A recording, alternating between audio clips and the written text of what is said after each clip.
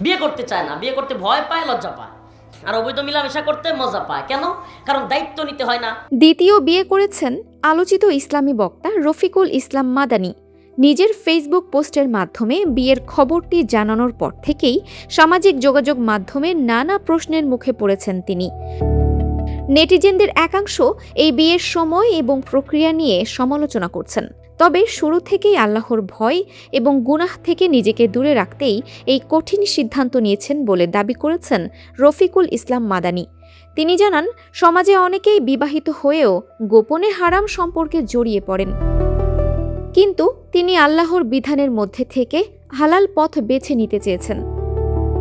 সমালোচকদের দাবি, প্রথম স্ত্রী থাকা অবস্থায় অন্য এক নারীর সঙ্গে প্রেমের সম্পর্ক গড়ে তোলেন মাদানী এবং পরে চাপে পড়ে তাকে বিয়ে করেন। এমনকি টিকটকের মাধ্যমে তাদের পরিচয় হয়েছে বলেও সামাজিক যোগাযোগ মাধ্যমে অনেকে দাবি করছেন। তবে এসব অভিযোগকে ভিত্তিহীন গুজব বলে উড়িয়ে দিয়েছেন রফিকুল ইসলাম মাদানী। তিনি আল্লাহকে হাজির নাজির রেখে বলেন, বিয়ের দিন দেখার আগে এই মেয়েকে তিনি কখনো দেখেননি, এমনকি তার জীবনে কখনো কোনো টিকটক আইডি ছিল না বলেও জানান তিনি।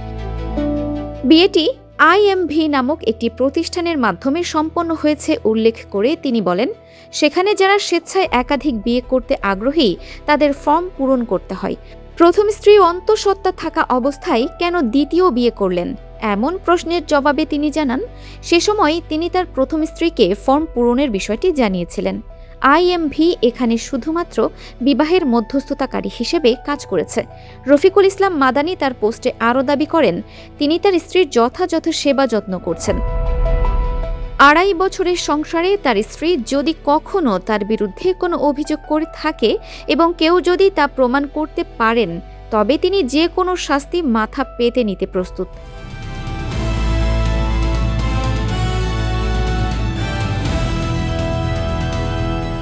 দিনাজপুর টিভি, মানুষের জীবনের কথা বলে।